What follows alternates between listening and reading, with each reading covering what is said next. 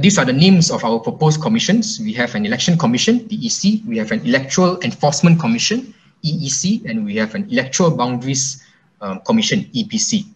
So in terms of the roles, the EC will retain its basic function as of now, which is to conduct elections. So this includes, conducting polling, the polling districts, the pusat mengundi, and so forth, tabulating the votes. They will also retain the function of voter registration, which will be automatic by this year, but they still have to automatize the process in terms of transferring the voters into the electoral roll.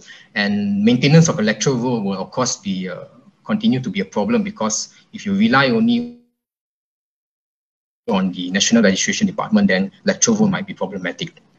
The EEC will be in charge of monitoring and enforcement of electoral laws, including regulating political parties. So during elections, it's more direct. The EEC will be in charge to ensure that the provisions in the Elections Act and also the Election Offences Acts are being adhered to. So this includes things like vote buying, fairing of voters, violence, ballot fraud, and things like that.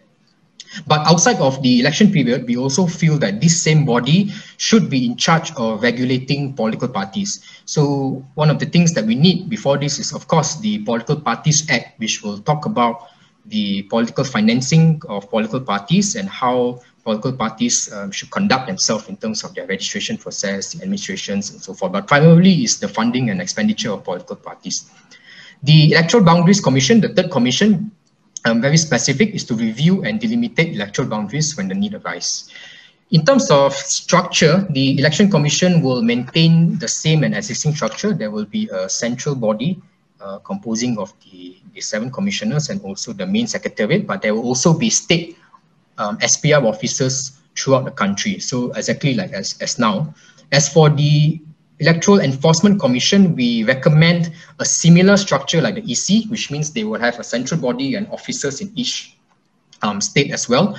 But they will also have enforcement officers for each constituency. And this is currently already inside Section 3 of the Elections Act. But under this current section, the enforcement officers are under the purview of the EC. So what we recommend is that when we have this Electoral Enforcement Commission, these enforcement officers will be restructured and report to the EEC instead. The Electoral Boundaries Commission will be an ad hoc body, so it's not going to be a permanent body because it will be established when the delimitation is triggered. So in the current case of Malaysia, it's once every 8 years, at least 8 years must have passed since the last delimitation procedure. And also, when there is, in terms of number of seat increases in the State Assembly or the Parliament. Composition, we have EC maintaining 7 members, and currently the only provision is that they enjoy public confidence, and there are some provisions that may disqualify their appointment as well. But for the EEC, we are recommending 3 of the members to be on an ex-officio basis. So the IGP of the police, the Chief Commissioner MACC, and the Attorney General will automatically be part of this commission. And 4 other members with formal qualification and experience in law enforcement matters will be appointed, of which at least 2 will be representatives from civil society. And for the Electoral Boundaries Commission, again, we have a split between ex-officio members and appointed members. So these are lessons that we have taken from the other countries, for example, Australia and New Zealand. So EBC will consist of a federal court judge, a member of the EC, member of the EEC, the Departments of Survey and Mapping Director General.